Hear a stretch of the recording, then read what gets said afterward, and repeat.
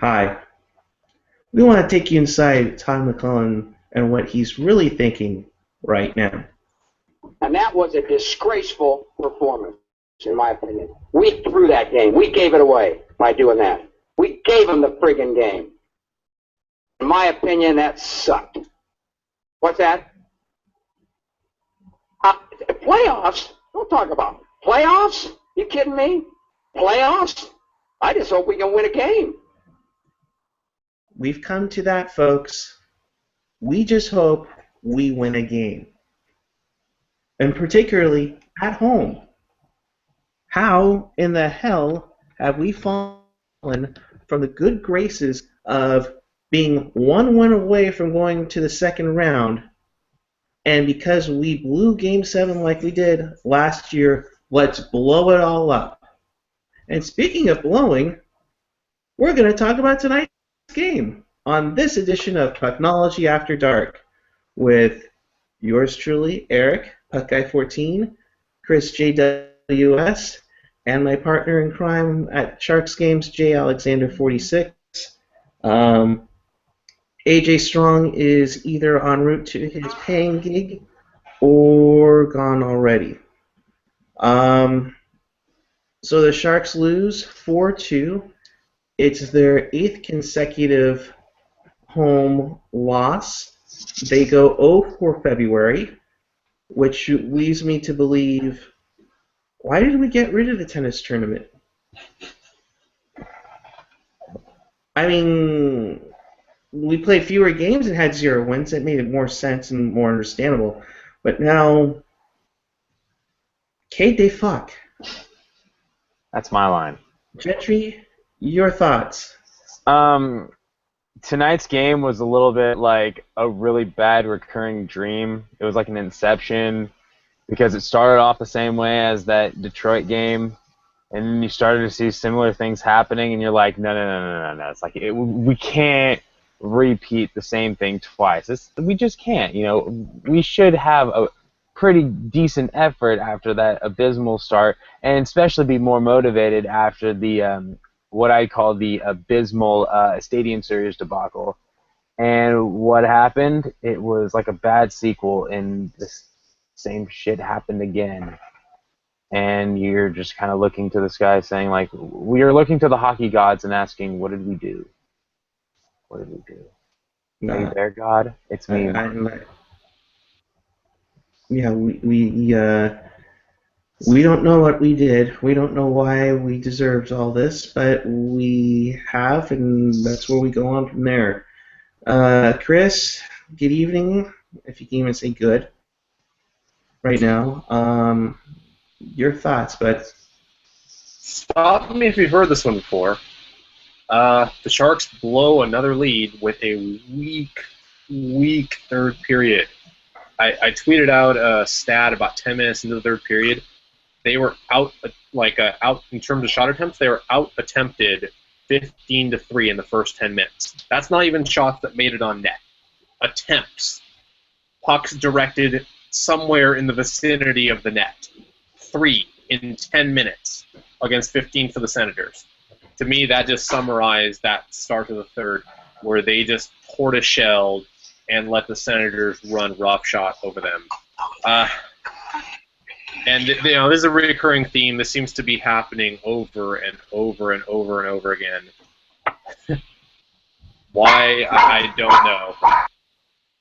Whoa. But yeah, I mean that's my thoughts on it. Even my dogs are upset. Understandable. I mean, yeah, I don't even know if I have any original thoughts after this game, because you can just kind of replay video clips of what I've said after the last few. It's the same story over and over again. Yeah, it's just another thing. It's the same thing. It just keeps going and going and going. And Brody mentioned it tonight on the postgame. It's like they've done everything. They've coached them. They've went over video. They've changed things up. It's gotten to the point where it's the same message over and over again. Does that mean that it's time to get rid of Todd? I don't think so, because I really don't think there's a better coach out there. Maybe the only other one would be Dan Bilesma that you could possibly bring in to resurrect this. But at the same time, what are they trying to resurrect to? Are they trying to be the best team they can be a playoff team, be a cup contending team? Again, we don't know. And this was their last game before the trade deadline. And like Randy Hahn said tonight too, you could be seeing some of these players for the last time in Teal. At least you hope so, because let's hope like hell Doug Wilson's on the phone right now, because if you're gonna do nothing, if you're gonna say that this is fine, which is basically what you're saying right now, if you're saying this is fine, that you're okay with this and everything, then either you got Hasso under your finger, or you just don't give a shit. Because obviously, when you are duplicating third period collapses and you're duplicating third period collapses and you're not going to do anything, and you obviously have not learned from the reverse sweep, then you throw your hands up and go, well, okay, I guess that's it.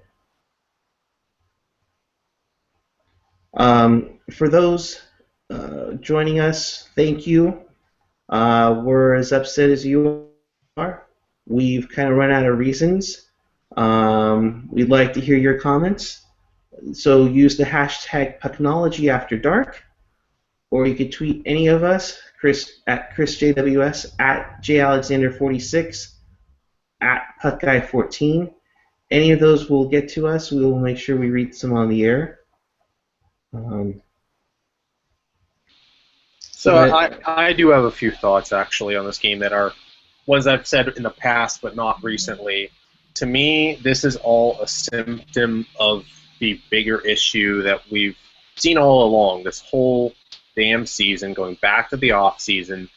It starts with management and just the complete lack of a plan. I mean, since the reverse sweep, it's felt like their plan has been maybe rebuild, maybe like it just doesn't feel like they actually have a direction they're trying to go in.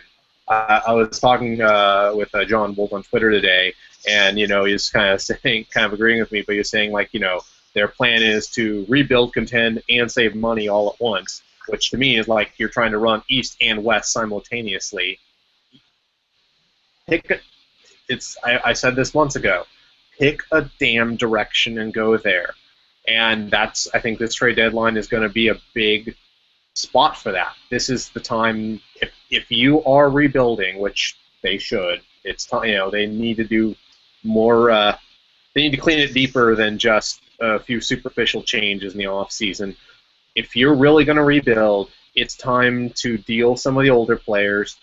I think it really may be time to say goodbye to Thornton or Marlowe, as much as I would be disappointed to see them go. Maybe it's just time. They need to pick a direction. They need to. They're not making the playoffs, it's not going to happen. If they think they're making the playoffs this year, they're kidding themselves. If you just look at how many points they need to get to even maybe qualify for an 8 seed, they need to literally go 600-ish over the final stretch. Yeah, at least that's to maybe qualify. That's to get up to 94 points, which probably gets you an 8 seed, but there's no guarantee. That's usually the threshold. But here's the thing: is that this team right now, as it stands, with this management and this team, this roster, they don't deserve to make the playoffs. Oh yeah, no, they don't deserve it either. You look at the effort that is made. You see a couple of bright spots in there. You see Carlson still go. You see Melker Carlson, who's making a case, make a case for himself to be, on the team next year. And I'm personally hoping that happens because he's been one of the bright sides to the off-season acquisitions. I mean, you see Joe Pavelski, continuing his who's having another stellar season. Will he get to 41 goals? Maybe, maybe not. But where he's standing right now, I mean, that's a good spot. And the fact that he hasn't been named captain yet is appalling. You kind of see the big, other fan favorites. I want to know where some players get more harped on than others, but it's okay to criticize Logan Couture for a couple of his bad mistakes, but you can't criticize Marlowe because he only has 14 goals in the season and he's making 6.5 mil, and where is the effort there? He keeps saying that he wants to stay on this team. He says that he wants to, has unfinished business with us. It's like, why?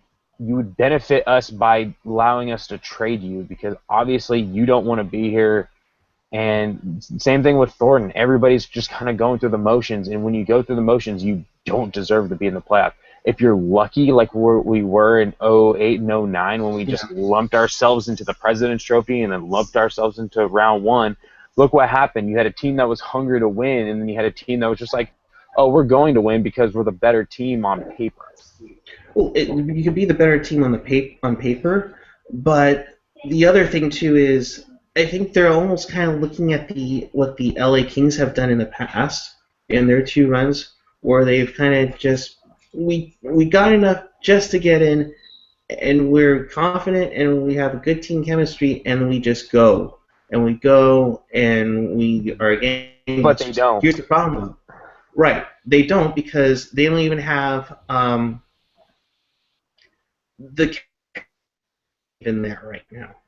They don't. And here's the thing that irritates me is that they're trying to build themselves like other teams. They're trying to build themselves like the LA Kings, where it's like, okay, we'll do okay in the regular season, but we're built for the playoffs. We're built to be a hard-hitting team. We're not a high-scoring team.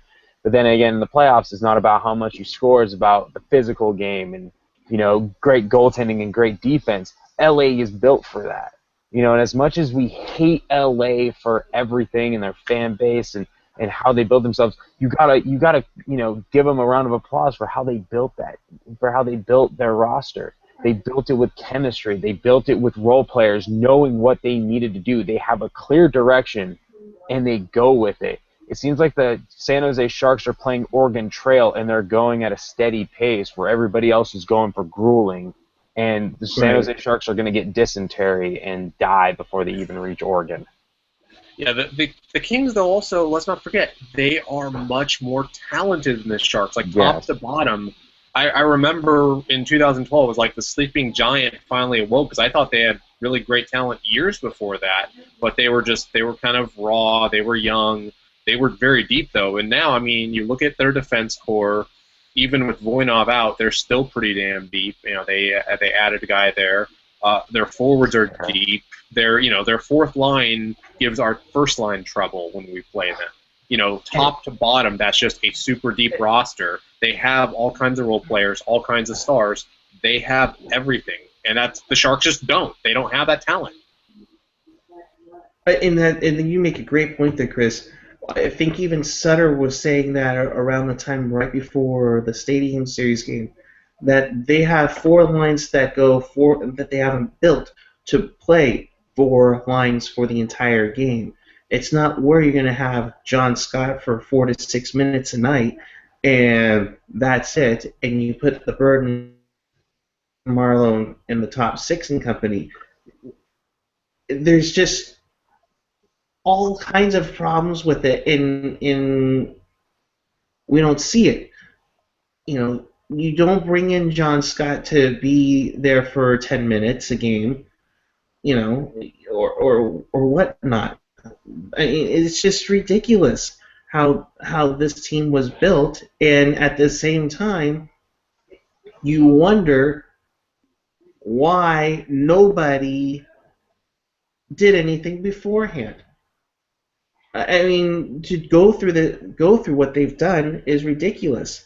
And I want to thank Twitter user Edel Taco Brian for probably one of the best tweets I've seen so far. He said he got it from somebody else, so be that as it may. Here is I'm not going to show it to you because you can't see it, but here's a list of free agent signings that the Sharks have had since Doug Wilson took over. 2003, none. We won't count the lockout, the council year. 2005, none. 2006, Mike Greer. 2007, Alexei Semenov, Sandis Ozolinsh, Jeremy Roenick, Brian Boucher. 2008, Rob Blake, which eventually led to trading Craig Rivet to Buffalo. 2009, Scott Nickel, Jed Ortmeyer, Joe Callahan, Dwight Hellman, and Manny Malhotra. Okay, now that was good because you got two solid centers that were on the third and fourth lines that won faceoffs. That year weren't we like top 2 in faceoffs? Because we had. Those are. Oh, and by the way, I just want to point out Manny Malhotra getting his first goal of the season. You know, congrats. You know, well deserved. You know, great guy. I wish he was still on this team. We could still use that. You know, that center depth. You know, the thing with the Sharks is that we have all this center depth, yet we put him as wingers. Like Tommy Wingles is a center, but he's on a wing, and probably would. You know, it would be probably better than Shepard or Desi at this point. You know, but go on. I think it's related to our obsession with loading up the top 6 always. It's just like top 6 gets all the talent, bottom 6 kind of like is an afterthought always. It feels like that. Like the grid of stuff. 2010, Antero Niittymaki, Antti Niemi. I mean, obviously, because we tried to get Hjalmarsson, but that didn't work out. And Jamal Mayers, tough guy. 2011, Chris Sampang, if you're watching, this is for you. Colin White. He hated him as much as I think most of the fan base hates Hannon right now. Michael Hanzus, who we traded away and he went to Cup. Jim Vandermeer, which I think he hasn't played since. Andrew Murray, who I don't think has been in the NHL. Well, no, he might have been with Columbus for a moment. And Brad Winchester, who I'm pretty sure hasn't played in the NHL since. 2012, guys, get ready. Get ready. Here comes the best one. Adam Burish, Scott Gomez, Release the Bracken Kearns, and Jonathan Matsumoto. Who? Yeah. Who? But wait, there's more. 2013, none. 2014, Brian Lerg, Taylor Fedun, Melker Carlson, Michael Haley, John Scott. All right, so that being said, they can't draft defensemen, they can't draft a goaltender, they certainly can't find free agents. I don't think it's that me, they can't. They can't stop the bottom 6. So tell me, scouting department, what are you doing? Nothing. DW, what are you doing? Your draft scouting group, what are you doing? Because we're ranking on the bottom third in the Future Watch thanks to Hockey News. We somehow went from 30 to 21 last year. You can't find great talent in the free agency market, and don't tell me it's because it's in California, sales taxes and everything. Baloney, give me a frickin' break. Because you're able to get some of them earlier, and let's not forget, Anaheim was able to do it, and so was LA. And let's not forget, Anaheim went out and beat out. Go ahead, Jen. No, but like Vancouver was also able to do it. They signed Radim Verbata, like he was a free agent in the offseason. They signed him for a good deal. It's like the Sharks had cap room this season because they were trying to do everything so cheap and trying to build everything around, the rookies and, this is the team of tomorrow. It's like, why not have a little bit, having Radim Verbata on that top line, since you're not obviously going to put Burns as a forward, which was a dumb mistake. Why not go after, a good, defenseman who can take up Burns' minutes? How about this? We could have kept Boyle, and that would have kept Burns as a forward. But then again, I'm alone in that one. We were going young. We had to get Taylor Fadoon to replace Boyle. Yeah, and where is he Obviously. at? Where is he at? We're going young, which is why Scott Hammond gets 20 minutes a night. Right. We have Taylor Doherty. You have Taylor Fadoon, and who else is in the minor league system that we? No, Freddie Hamilton's forward. Who else do we have? Oh yeah, the guy that's been sitting in the press box just rotting away. Some guy named Mirko Mueller. Now, to be fair with the Mueller thing, we've touched on this before. I don't understand what they're doing with the development. To be fair, I understand why you don't want to play him every single night, and he has to get used to the NHL. You do want to develop him well, but it just seems like, just like with everything else, there's no plan. It's just kind of like we're flying off the seat of our pants. Like, why would you burn a year on his entry-level deal if you don't actually intend to play him? Right. I've seen him play. He definitely needs work, but he's not going to get much better sitting in the press box. So maybe you shouldn't have burned that year, or and this is debated, I'm not 100% sure, but my understanding is they can send him to Everett, which is only a 2-hour flight away. So if they need to get him back, they can get him back pretty quick. Might as well just keep him moving or something. But just like with everything else of late, there just doesn't seem to be a plan. It's just kind of like, we're going to kind of just, go and collect money, raise tickets, Ice Girls. Yeah, fire Drew. I mean, I don't see any of this making any sense. You know what we're doing? I'm gonna dust off an old chestnut with this one. We're making a cake, but we don't have the right ingredients for it yet. That's what we're doing. Well, if they don't have the right ingredients, then why don't we make a move to get the right ingredients here? I don't care if it's like draft picks or whatnot. But I mean, and here's one from Generation X Swing that just came out. Unless Mirko's playing NHL 15 with Larry Robinson every game, he's being wasted in the press box. Well, also, he'd be doing something wrong since he's playing NHL 14 to 15 is garbage. Thank you. Just saying. Or you mean NHL 15, the glorified demo. Right.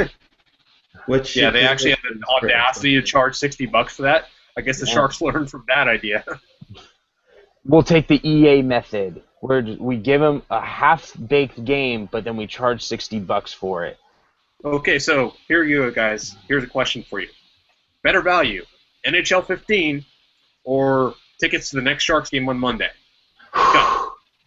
Probably tickets to the next Sharks game on Monday, because those right now are ranging between $29 and you still have to pay $60 for a new copy of NHL 15. Ooh.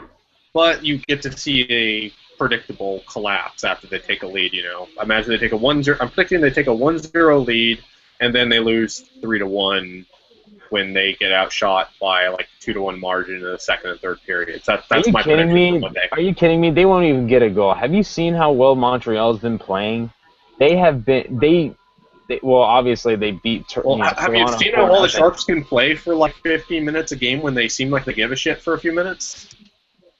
It's almost like they've been talking about how poorly they play in the first period. So they put all their effort into that first period, and then, boom, they get hit hard in the second and third. They get the other team gets that stretch, and when Nemo holds them to that, they're okay. But then comes the third, and just slowly they play sloppy. They'll take stupid penalties, which leads to the tying goal. You want to blow out your hair so badly. It's ridiculous. So, let's see. When people ask We're me, going to go to the tweet. People are like, ask why I keep wearing hats. It's because I'm so stressed out for the Sharks. I pulled out all my hair. So There's the origins of why I always wear hats and beanies. So Oh yeah, no sympathy, bro. No sympathy. Yeah. Mine fell out at 20 when the Sharks lost in '07 or something. So I fell out at 21, and I believe that was the year that we choked to the Anaheim. Which one? No, no. 2009 is when I got you into it. Full No, time. he's like, Hold on. thanks a lot, Eric. Yeah, I know. 2000. Sorry. Actually, it was '07, bruh. Oh, 07? Yeah. The first game I took you was That a was Sharks Leafs '08. game. Yeah, in '08. But I was Yeah. watching the games prior to that. All right, then who? Oh, 07. No, that was a Detroit debacle. Yeah, and So, that was serious question for you guys, and let's try and keep this realistic. But what moves do you need, or what moves would you like to see made, in the trade deadline and the off season to kind of turn this around? Because I think that there obviously needs to be a big shakeup. This can't be a slight retooling, right? You'd think. But what do you think? And try to keep it realistic, because we're not going to spend $1 billion on free agent. But what would you like to see done? I would like to. Go ahead, Henry. I'm sorry. I would like to see us actually. For one, I'd like to see us bring back the state of the Sharks, so the Sharks fans can address the organization in general and say, guys, have you been smoking? Have you guys been doing blow this entire season and just kind of sitting back and laughing because you duped us into, you've 49er methoded us into investing into this season where you've built us this promise around great rookies and great coaching, and so far everybody's being like Kaepernick and just not performed well to their standards after getting huge contracts. I would like to actually see us actually shake things up and shock the world, and you move Patrick Marleau, you move Joe Thornton, or you can trade guys like Kennedy and Shepard for picks. I don't even care what round they are. Just get rid of them, and get some type of value out of it. And the more picks we have, that leads to more bargaining, because like that one year where we had like 2 or 3 second-round picks, we picked up Kennedy with one of those, which I thought at the time was fair value, but then it just kind of turned out to be a bust. But I'm with Gentry here. If you can grab, if you can get some decent picks out of Shepard, who was supposed to be a talented offensive guy. That's why Minnesota took him in the first round until he had his accident, which took him forever for him to recover from. And he's been okay, but I mean, he hasn't shown signs of being a grit player that you need on a third line.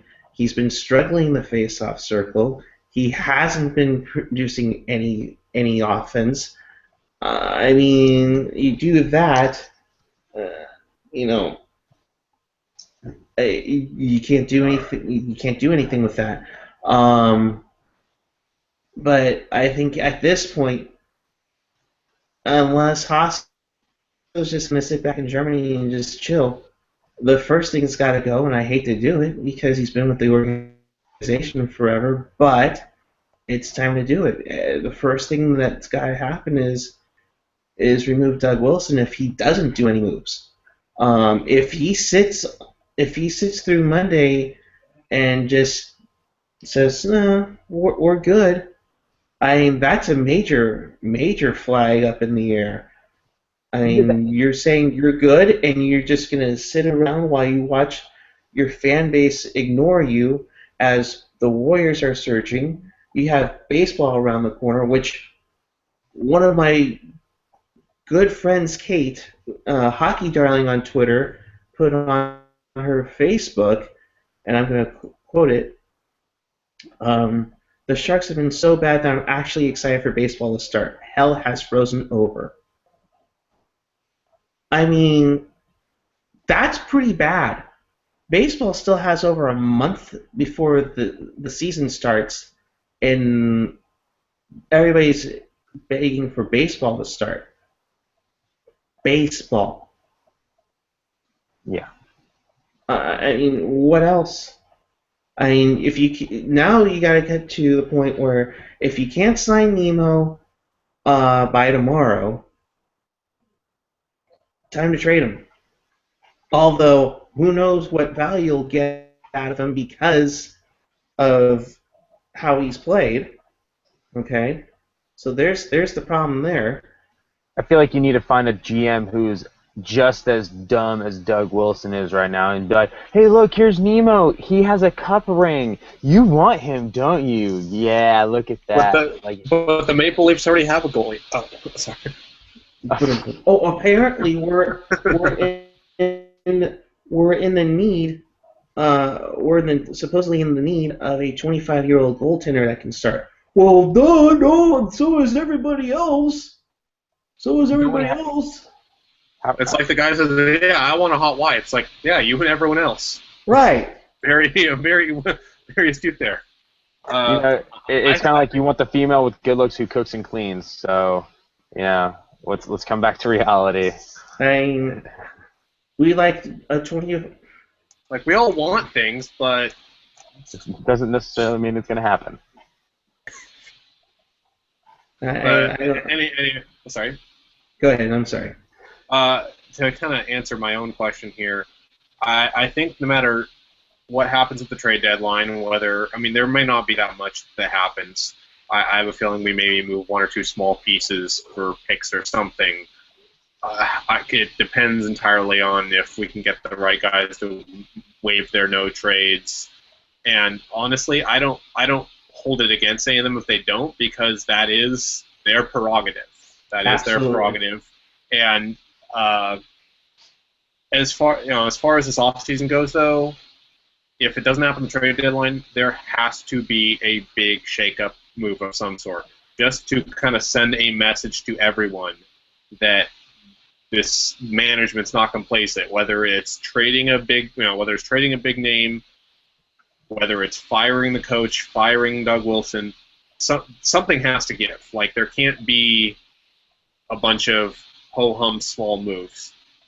I mean, I just don't see any other way, because at this point, I think they just kind of need to send a definitive message that management has a direction. They're not okay with where things are right now, and actually start showing a vision for what the future is going to be. Because right now, I have no idea what management actually wants, and I don't think the players do either. Can you imagine a bigger statement is if you made a big move at the deadline and got that first pick overall, like you traded, Thornton and a Marlowe to, Edmonton or something like that for the first pick and maybe another prospect? Like, I feel like that would be a statement saying, like, okay, well, if we're going to be truly a team of tomorrow, we're going to have the best of the best right now. And if you can get a McDavid or you can get a Jack, I forget the other guy's name, Eichel or something like that.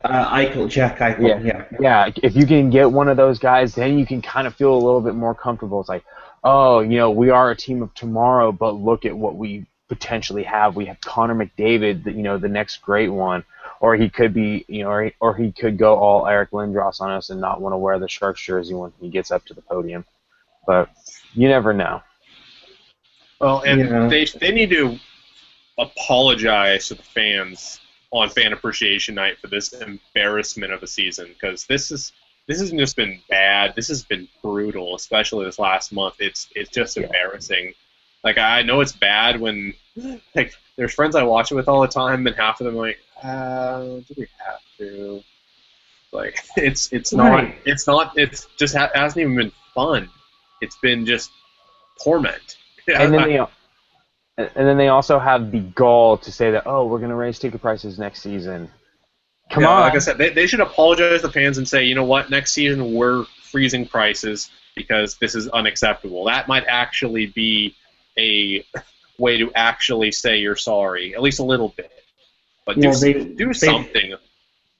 Right. I agree. Instead, we're going to roll out another jersey for you guys to jump all over on and raise ticket prices.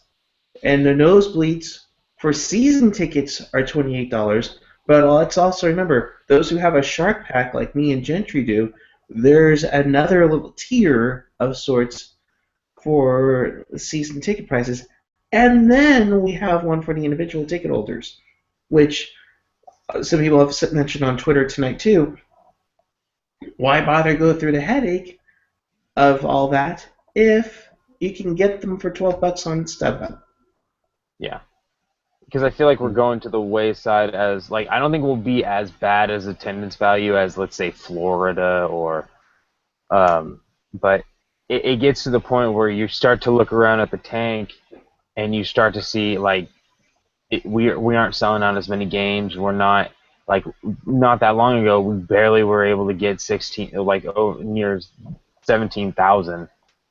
No, And I agree. that's sad, because I think, and it's not because fans are like, oh well, we're bandwagoners and all of our fan base is bandwagoners. I think the fans, just from what we've seen in the past couple of years, were fed up with They are what fed this. up. We're fed up with what the organization has given us. They have tried to present us with a polished turd and said you will love this, and it's not working.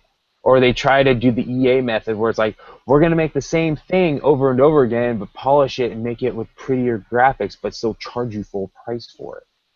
So I feel like what they need to do is just say, we apologize, we didn't give you a good quality product, here's some patches, here's some trades, here's some picks, here's something.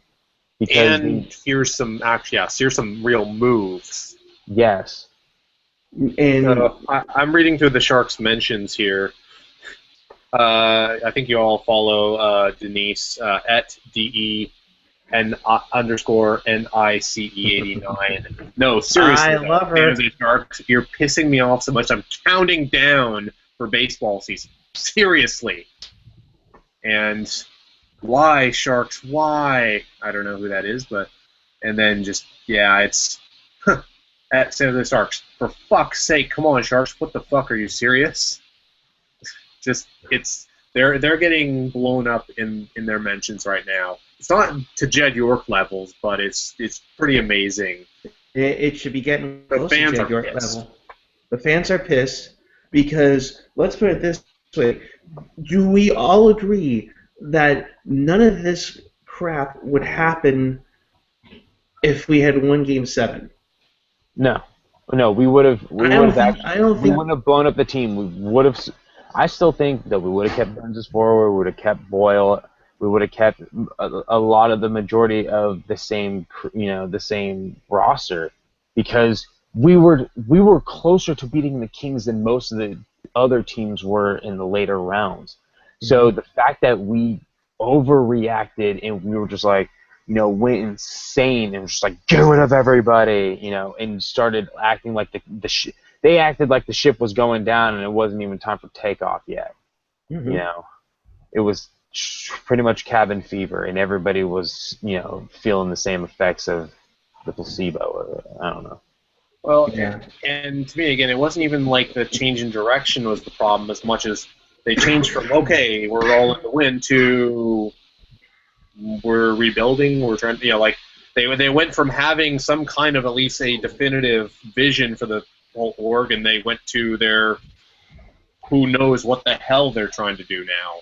And I said, I think that trickles down to the players. Like, if you don't think management knows what the hell they're doing, then you have no idea what the hell you're doing. And here's the one point that I don't think any of us have touched on. And we'll call it crazy, and let's call it Mark Purdy-ish. Shout out to Mark Purdy. We remember back right after all this crap started, Drew getting let go, we're bringing in nice girls, and then there was an article mentioned by Mark Purdy in the thank you, in Mark Purdy in the San Jose Mercury News in regards to how their TV deal with CSN is bad, and that it could lead to potential relocation of the team. If you've ever seen the movie Major League, it almost seems like the Sharks might be pulling the same shit. And if you haven't seen the movie Major League, go see it. It's with Charlie Sheen, Tom Berenger, and Corbin Burnson. For many of you that outside Charlie Sheen go, huh? But go see it, and I want you to picture the Sharks as the Cleveland Indians. Basically, what it was all about is that the Indians were taken over by a owner that wanted to move to greener pastures in Miami, not by fielding a team that was very subpar to get out of the lease via the attendance figures. Um, we all know that there's interest in Seattle. Gary Bettman has a mega boner for Las Vegas. Why? I still have no clue. Because you still have teams like Florida and Arizona and etc. that are still having issues. If anything, we don't need to um, expand. We need to Relocate. no, not No, relocate. retract. Thank you. That's the word I'm looking for. Thank you. Um, so here's my thinking here. Could Hasso be trying to set up a number of things to get the Sharks to relocate? Because let's also not forget, yes, they do run SAP Center, but they also have a lease, which I believe is through 2017. So, I mean, Yeah, I mean, sorry, go ahead. we're at the point. So we're at the point where things are going to be starting to change pretty quickly here.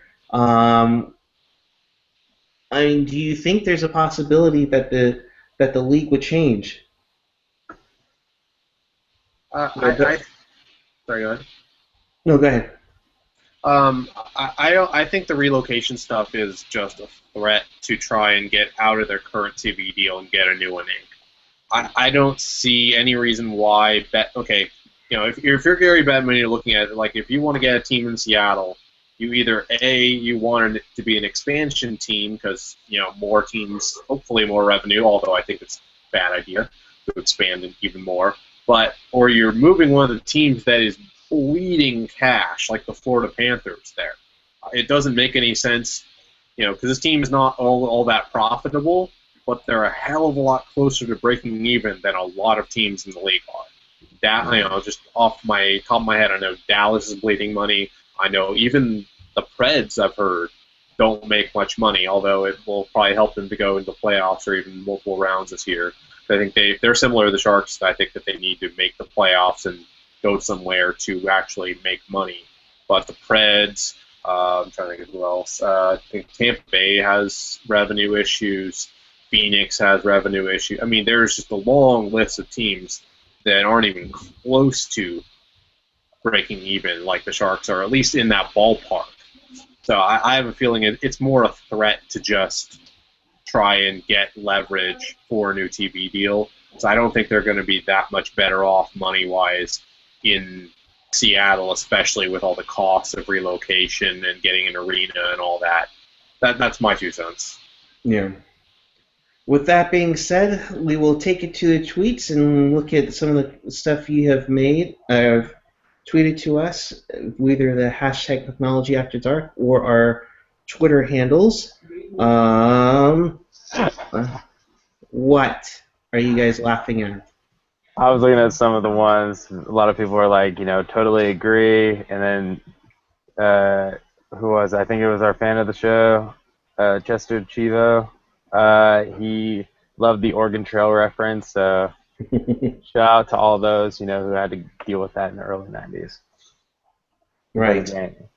But I feel like, I made that reference because isn't it funny how the Sharks are going through the same similar situations in the 90s, and it's still continuing on now.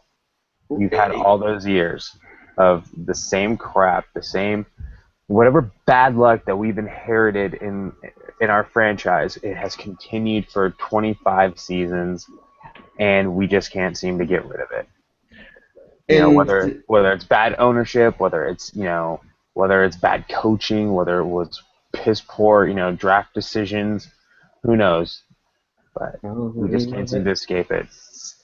Looking on tweets, Michaela, also known, her Twitter handle is @Joe Pavelski. I think she's holding it for have to jump on Twitter for it. The struggle is teal. Agreed. Nothing else. When my Can we dogs get are that? barking. What's that? Can we get that made into shirts? Because that will be kind of like our version of torture. Like, because I think we should take over the whole torture slogan.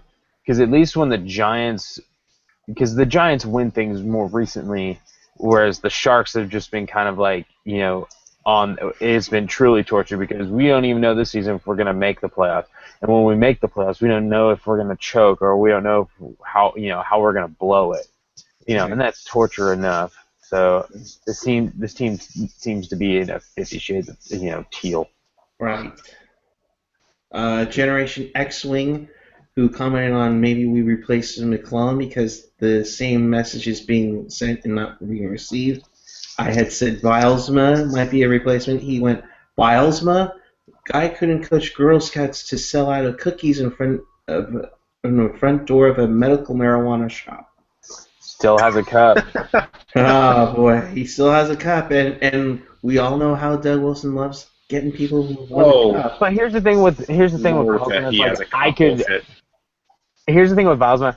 I could have coached that Pittsburgh Penguins team with that roster. I would have just been like, okay, Malkin, Crosby, go do your thing. I'm just gonna kind of go sit in the back and drink beer. Oh, and then they won a cup. It's like I don't think that was more for the coaching. That was more for having a team that actually believed in one another and having a team that would stick up for, and that's what this team lacks. You look at teams like, I'm going to go outside of hockey and I'm going to use the Giants because you look at, if you've ever watched like any of the behind the scenes stuff or if you've watched them in the playoffs and up to the World Series, they believe in each other. They are a team. They are one cohesive unit. I mean, you got role guys, you got Posey, and then you got guys like Pence who can rile. And it's like you look at that, and how can you not feel inspired? And then you look at the Sharks, and it just kind of seems like it's more of the individual efforts, and nothing is clicking. Like what Doug Wilson said in the offseason, he doesn't want coworkers, he wants teammates. But as Chris has been pointing out, that message has been clearly lost. We kind of felt like it could have happened when, those first two games were like, okay, back-to-back shutouts. Obviously, like this team got the message in the offseason, and then it just went completely to shit. Right. Well, I keep hearing that message from the coaches and the GM, but it's almost like it's like not our fault. Talk to the players, aren't our fault. Like you guys are the ones who put it together. And you're the ones who are leading this whole effort. It feels to me like a bit of a cop out because yes, I agree they need teammates, not just players, but it just feels to me like a way to kind of pass the buck. Like, I'm the guys on the ice. I don't have anything to do with that. I'm just chilling up here in the press box, playing Angry Birds on my phone, or it's 2011 reference, whatever. But shit. Chester Chivo and Generation X-Wing, two friends of the show. They're going back and forth on Twitter about Drew. Now are we seeing why they fired him? Because can you imagine what he'd be saying right about now? if he was still here, he was on TV and he had a live microphone. Can you imagine how hard Drew would be lighting this team up? Because he cares and it would make him angry. Well, I also kind of wonder how he's been with Edmonton because Edmonton is kind of in the same flux as the Sharks, although they have more talent than we do. But you kind of have to look at that. Like, I wonder if Drew has criticized their rebuild and their lack of effort or their lack of being a team. But like, I want to hear Edmonton fans, if you guys watch this, please give us your best of Drew moments from this season so we can kind of see like this is what he could have been saying about the Sharks. So right. We're looking at you, JT Foster 92. We know you're a huge Edmonton Oilers fan, so let us know what you've heard from him about that. What else? Oh, one of my favorites, Denise, of course, says DW is tanning at Puckeye 14. Silly. Of course he was. He just showed up for the game. Well, he's got. Well, anyways. Like Uh, trade TK for a can of tanning oil.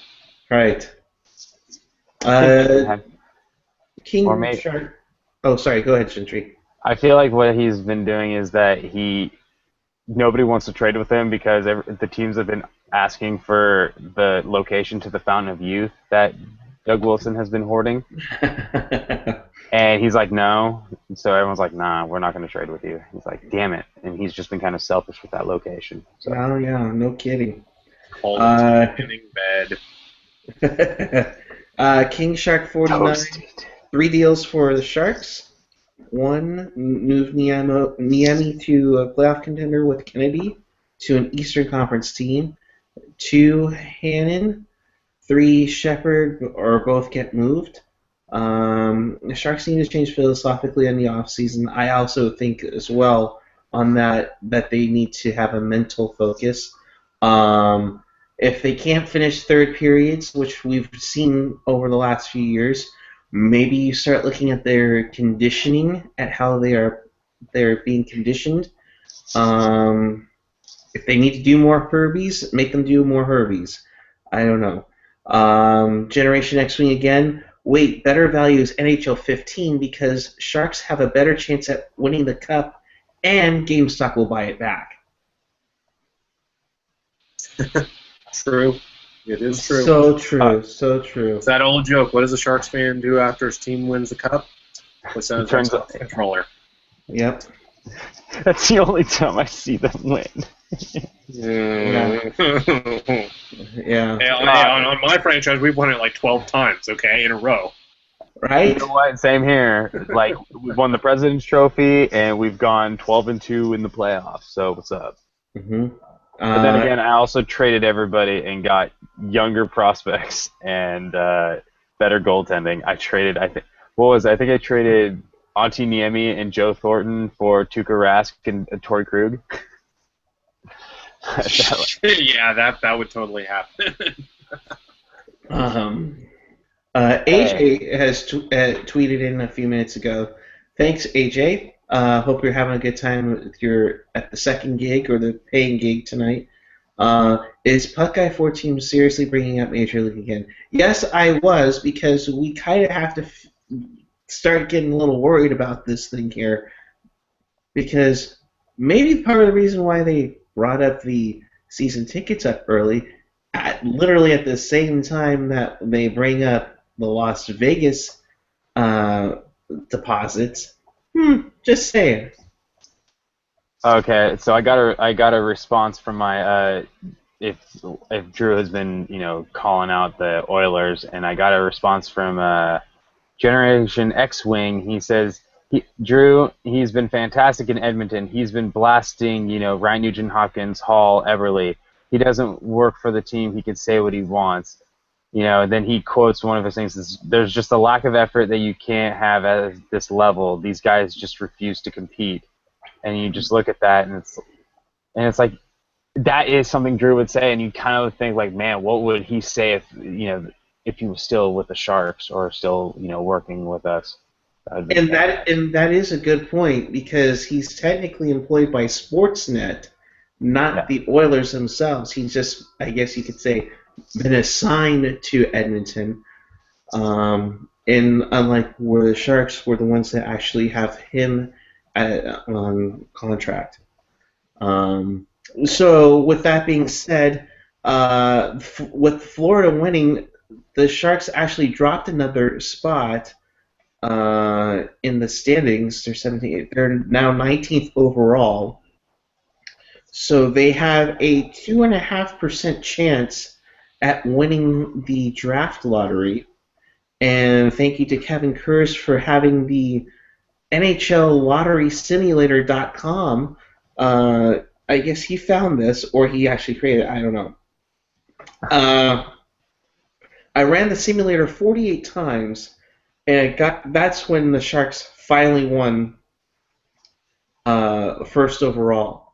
Buffalo won 13, Edmonton and Carolina won 5 times, Arizona and New Jersey won 4, Dallas, Colorado, Columbus 3, Ottawa, Toronto twice, and then Flyers, Flames, Panthers, and Sharks each won once out of 48 tries.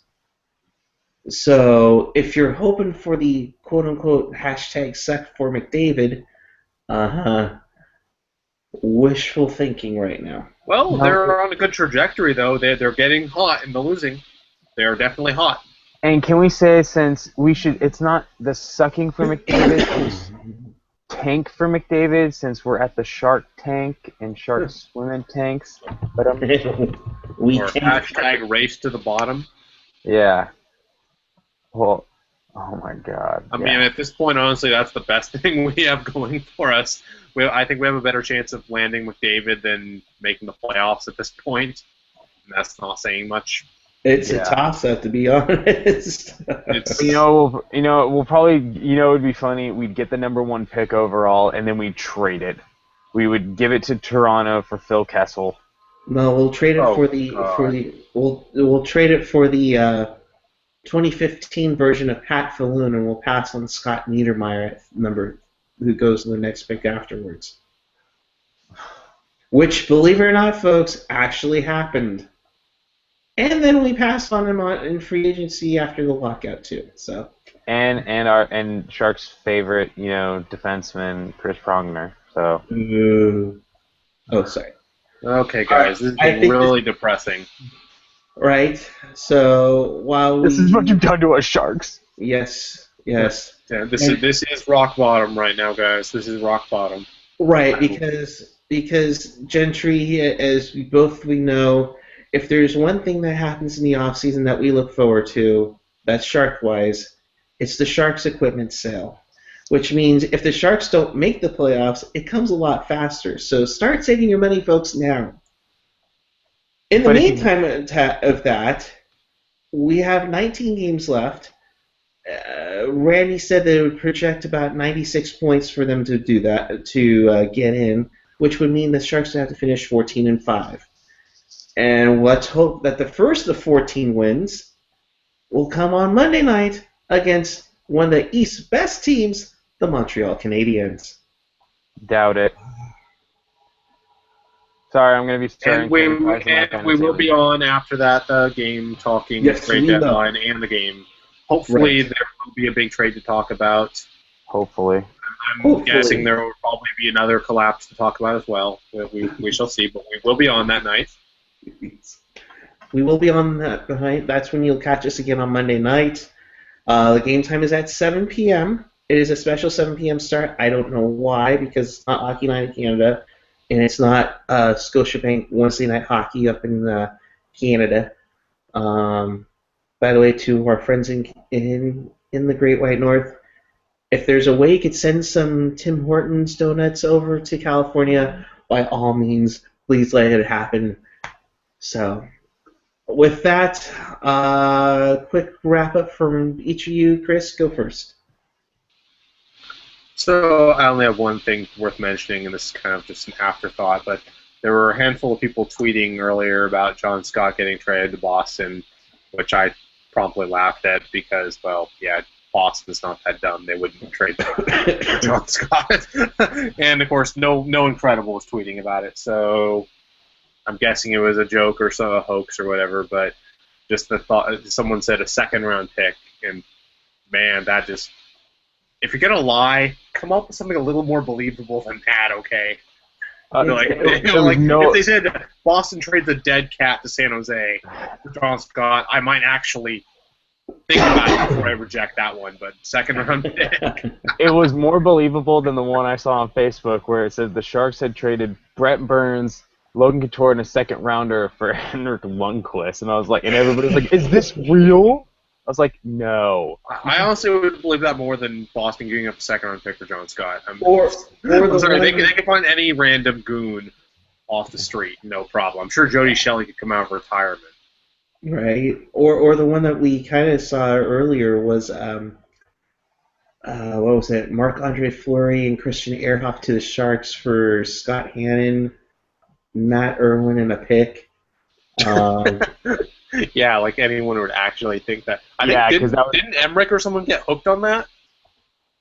You know, what'd be funny is that like that still wouldn't fix their goaltending problems. Right.